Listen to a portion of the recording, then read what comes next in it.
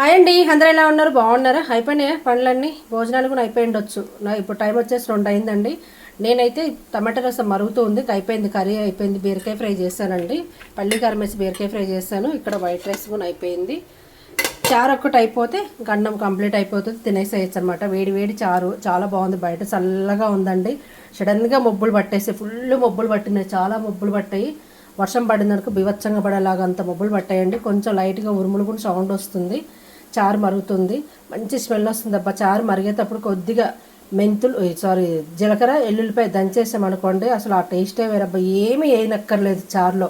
చిన్న ఎల్లుల్లిపాయ జీలకర్ర దంచేసుకున్నామంటే సరిపోతుంది. నేనైతే కొంచెం చింతపండు టమాటా వేసి మిక్సీ పట్టేసానండి. ఇప్పుడేం మరిగేటప్పుడు ఎల్లుల్లిపాయ జీలకర్ర దంచేసేసాను. సూపర్ టేస్ట్ ఉంది. చారు కూడా అయిపోయింది అబ్బా. ప్లీజ్ నచ్చితే లైక్ చేయండి, షేర్ చేయండి, కామెంట్ చేయండి. మీరు ఈ విధంగా ట్రై చేయండి.